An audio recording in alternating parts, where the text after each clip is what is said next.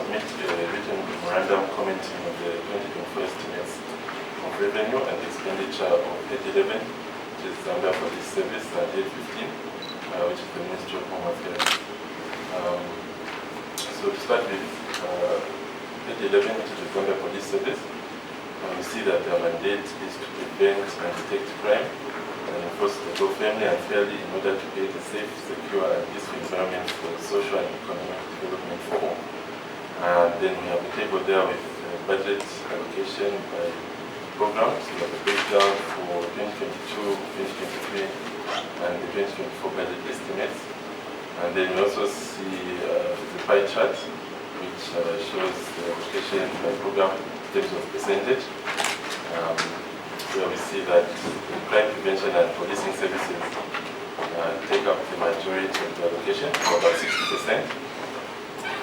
And then PMRC's comments on the figures that we see. We see that the Zambia Police Service budget estimates appear to align with the government's broader development goals, particularly those related to improving the rule of law, human rights, and constitutionalism, as outlined in the 8 NDP and the 2024 outlook-based national budget. Also, we see that the budget allocation to Zambia Police Service is substantial, with significant funding allocated to different programs and economic classification. And this includes allocations for personal emoluments, use of goods and services, liabilities, and outstanding bills. And we see that the total budget for the police service in 2024 stands at about 2.6 billion, which is an increase of 22% from 2023's allocation of 2.1 billion, indicating a greater commitment by government to committing to maintain law and order in the country. Then we also see that the budget allocations and programs for the Zambia Police Service are in line with the agency's outcomes, such as improving the rule of law, human rights, and constitutionalism, as I mentioned earlier, which suggests a greater commitment by government to strengthening the criminal justice system, as well as enhancing the rule of law and promoting human rights, which is crucial for the citizens of the country. And then we also see that the budget includes funding for police, technical and specialized services, as well as police medical services, efficient administrative support, accountability and transparency. And the number listed, but maybe for the sake of time, I'll just go straight to the recommendations. So PMRC recommends that the police service should consider establishing a robust monitoring and evaluation system to track the effectiveness of the different programs and services, as this will help to ensure that resources are used efficiently and desired outcomes are achieved. We also recommend the police service considers investing in community policing initiatives to build trust and cooperation between the police force and the different communities that are serving.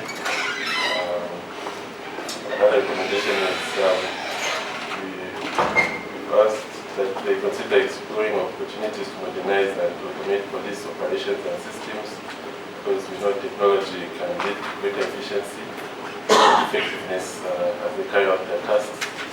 And another recommendation is to continue to invest in training and capacity development of police officers to ensure that they are well equipped to handle evolving security challenges in the country, as well as to maintain a commitment to transparency and accountability by regularly reporting on the use of allocated funds and the achievement of performance targets. So in conclusion, the 2024 budget estimates for the Zambia Police Service reflect a greater commitment to improving the rule of law, human rights, and constitutionalism, like I said, and proper utilization of these resources is key to achieving the desired outcomes, maintaining public trust in the police force. And then when it comes to 815, which is the Ministry of Home Affairs and Internal Security, again we can see the budget allocation allocation by different programs, as well as for the different years 2022, 2023, and 2024. For migration services, we were unable to obtain the figures for 2023 and 2024, as well as for forensic services management, and for all the other programs, managed to find the figures. We also see a breakdown of the budget allocation in percentage terms. You can see that for legal identity score registration and citizenship services has quite a big allocation, about 63%. So the mandate and strategy of the ministry is broad and critical, and it covers an array of responsibilities essential to the nation's functioning. And to execute this mandate, the ministry has developed a comprehensive strategy which revolves around enhancing service delivery, bolstering national security, and optimizing support services. In addition, we also see that the ministry's activities are closely interlinked with the 8 NDP, and these activities contribute substantially to some of the various strategic development outcomes which are listed there. And then in terms of the budget summary, you can see the different allocations to the different programs.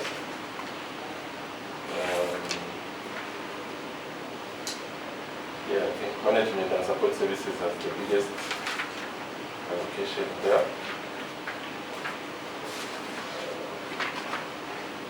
Maybe let me just skip through to some of the recommendations.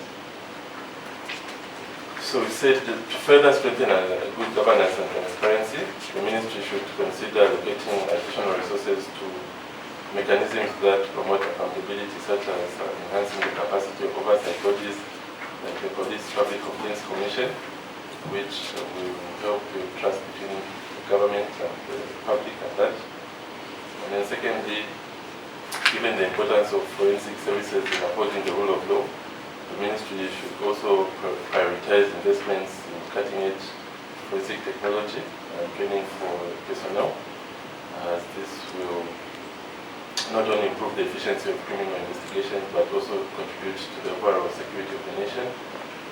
And then internal security and support services, which play a critical role in maintaining public safety, should have regular training and capacity building programs for law enforcement officers.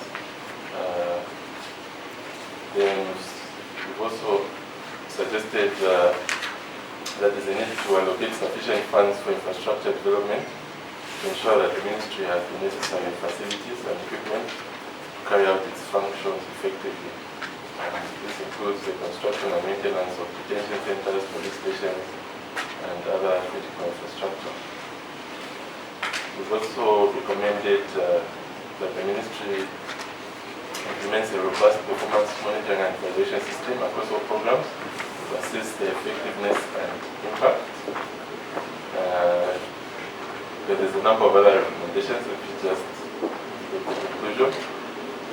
In summary, I think what we can say is that the Ministry of Home Affairs and Internal Security has a pivotal role to play in safeguarding Zambia's internal security, upholding the rule of law and ensuring good governance.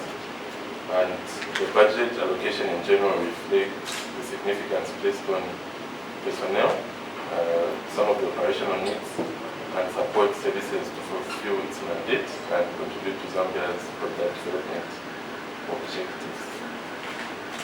Thank you. Thank you very much, the Executive Director. Thank you. Thank you, Chair.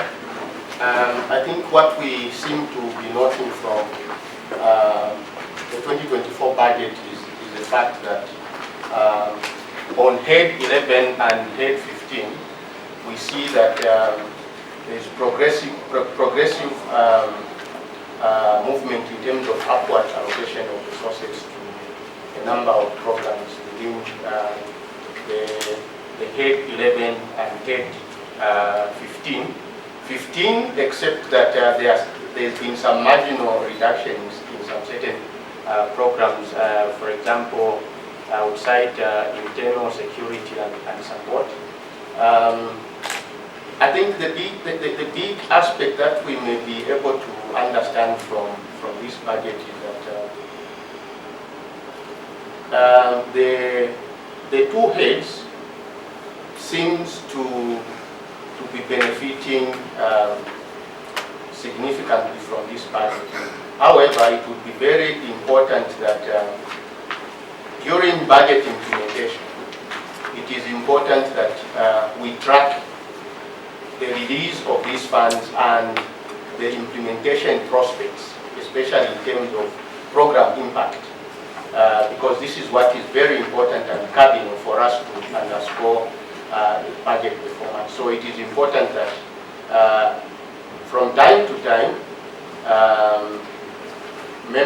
this committee, as well as other members of Parliament, could actually probe these heads in terms of how the utilization of funds and a number of key programs are being implemented in the ministries and in the police service. We are very much aware, I think, that recently we have had a number of issues of killings going on, partly in Mumbwa and recently in Shibuyunji. And so it would be very important and prudent that the police service utilizes these funds to ensure that we enforce law and order and make sure that we bring sanity to bring those vices to a close. Much, Chair, and thank you very much, Witness, for your submission. You know, health police officers is so critical, but many are the times that in the budget line of the police to do with the medical services to the police officers is below par. And when you check even in this budget, medical services allocation is only 831,915 on medical services. Surely, what is your comment on that location? Thank you, Chair, and thank you, Honorable Member, for that important question. Indeed, medical services, or let's say the health of every individual, including those of the police officers, is very critical in the execution of duty. And I think it is just important to note that this is one important aspect where we will allow the police service to think through in terms of how well they can lobby in terms of progressively increasing this budget line. And truly to the fact, health is quite very important. I think I've mentioned that for all of us. And that's why when you look at the global agenda is basically talking about allowing access to health services for all. And that simply means that for the people that are actually risking their lives, we need to be alive to the fact that we need to put some substantial amount of money to be able to ensure that anything that may occur on duty, these people are safe and they can be taken care of. Thank you, witnesses, for this presentation. I just wanted you to give a comment on the forensic services management, because I do believe that I think what has been hindering our police to prosecute cases fairly is that I think we've been lacking the forensic facilities. That's why it's very difficult for us to get to the root cause. Even cases which happened 20 years ago, 10 years ago, well, we don't have that capacity. But our friends in developed countries, even cases which happened 30 years ago, they're able to trace the culprit. So this allocation, this budget, do you think is adequate? Are we moving, are we achieving this objective? Thank you. You have seen that in your document on page 5 on the same services, 2022-2023 there was no allocation. You haven't captured any allocation. You've only captured the allocation for this budget. Does it mean previously there was no allocation for these services in line with what the Honorable has just put across?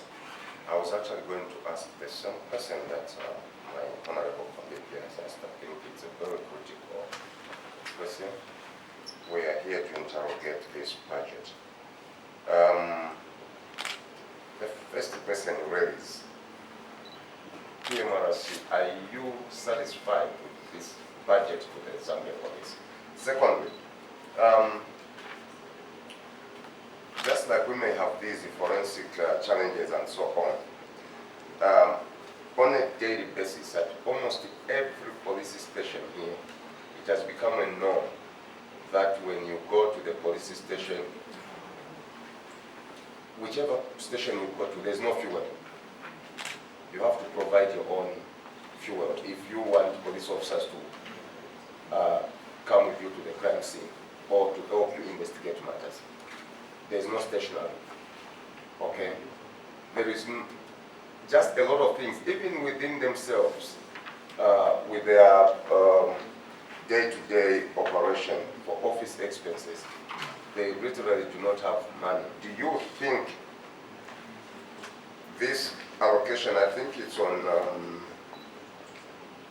for page 4199, I think, so management and support services. I don't know whether it falls under that, but for their everyday operations, do you think that allocation is enough?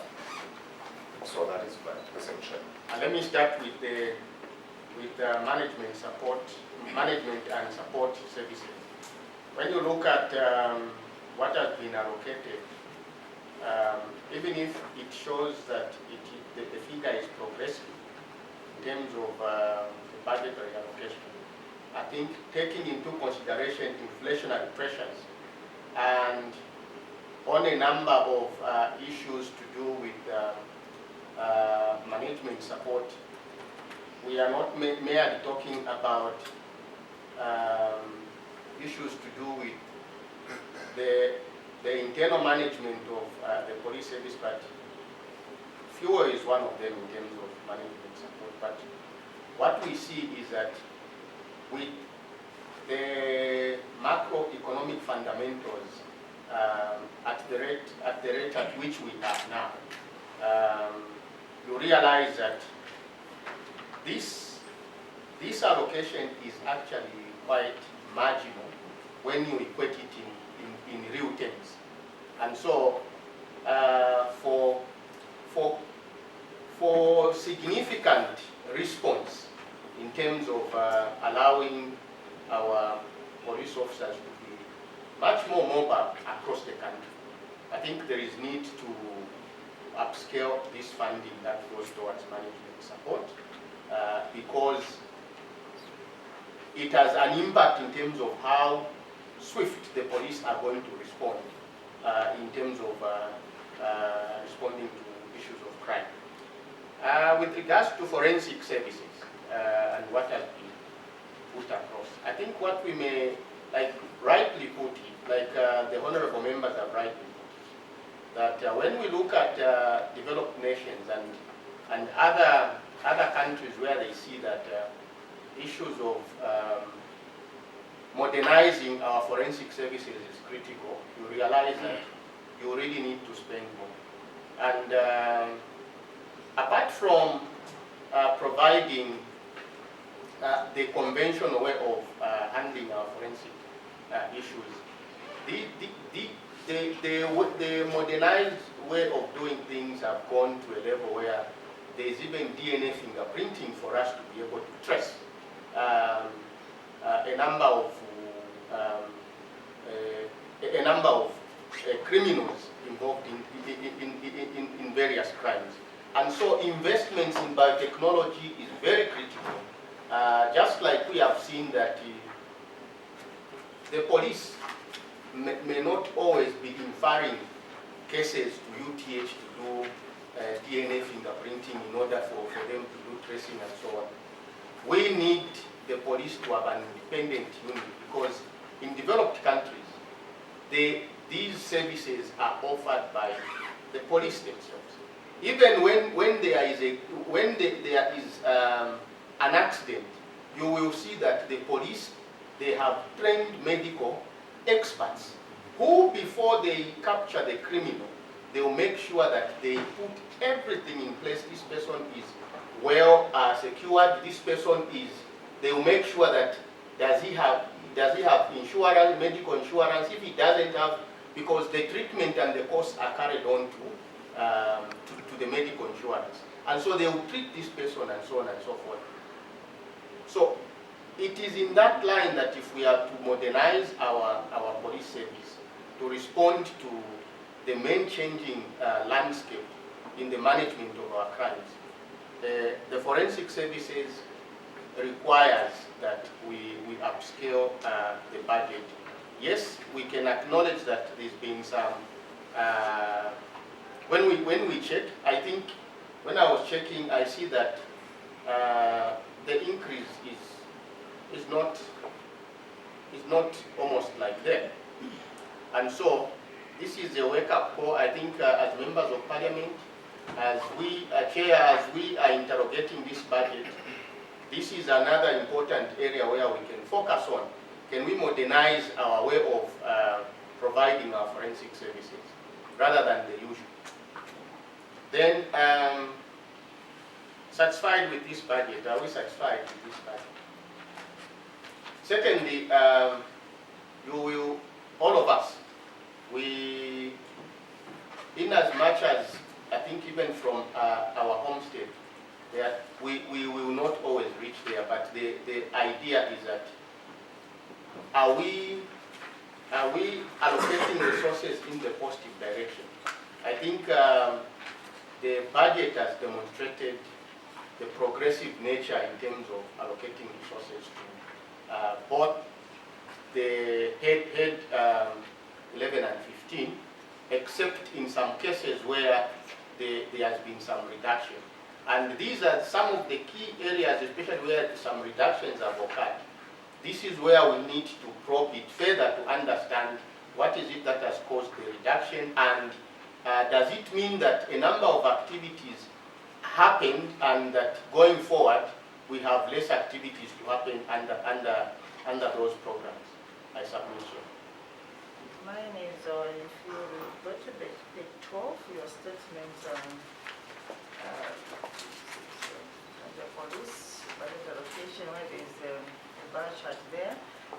First is a statement where we're saying this 2024 budget estimates for this head police is in line with the government's broader governmental goals, and also in line with the national development plan. Of course, you have described that this allocation to these heads is progressive. You are somehow satisfied, you are happy.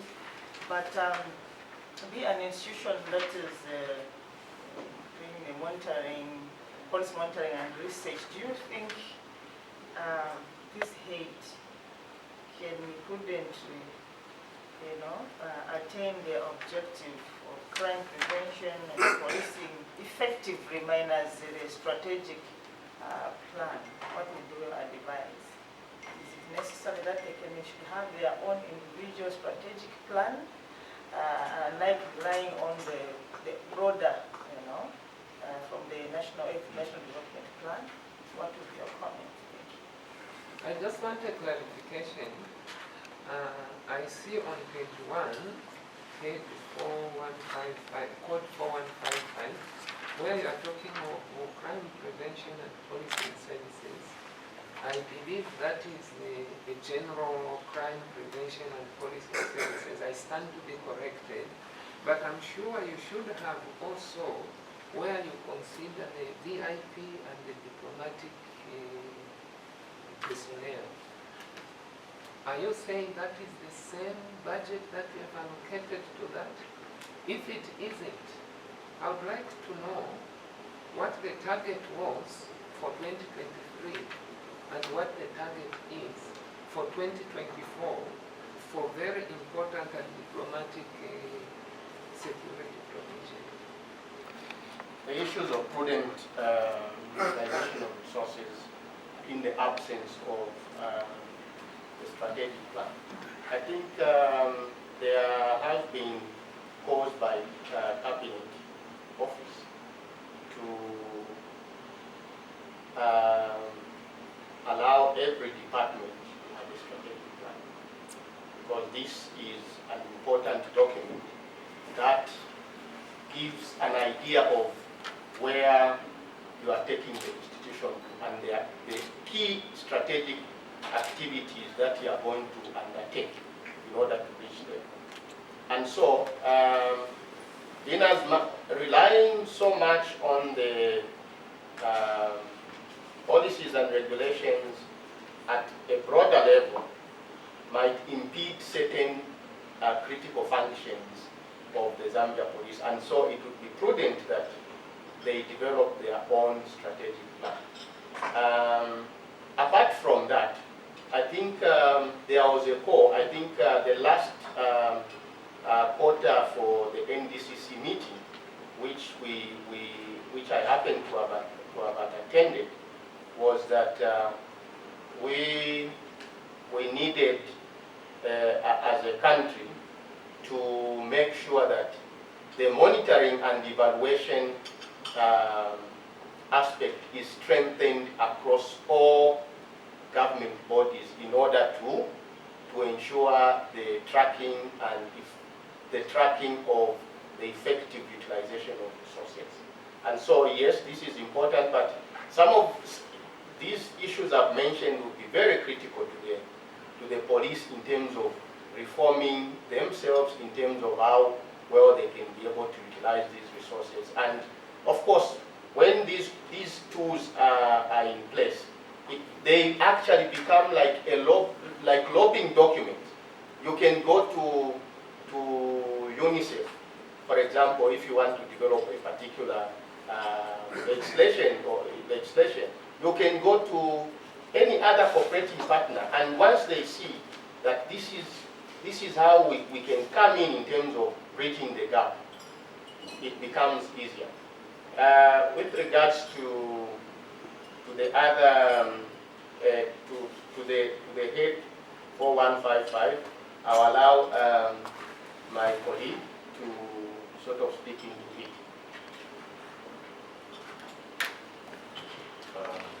So, under crime prevention and policing services, one of the sub-programs included is VIP and diplomatic security provision, and the allocation for 2023 was about 124 million. For 2024, it's been allocated about 144 million.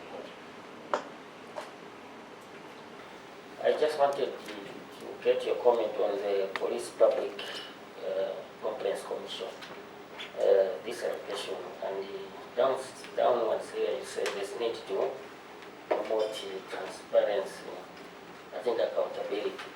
Really, this department of the police, because we have been receiving a lot of complaints from the members of the general public about the conduct of some police officers. So really, I want to find out, according to your opinion, the allocation to this budget. Is it really enough? Is it that maybe the funding is not adequate, that's why maybe the department is not able to have its work? Thank you. I think verily what we could see is that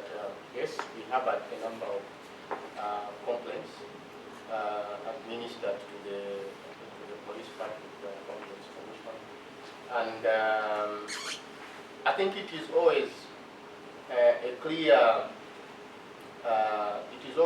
that when the magnitude of work is high, there must be a positive response to that effect.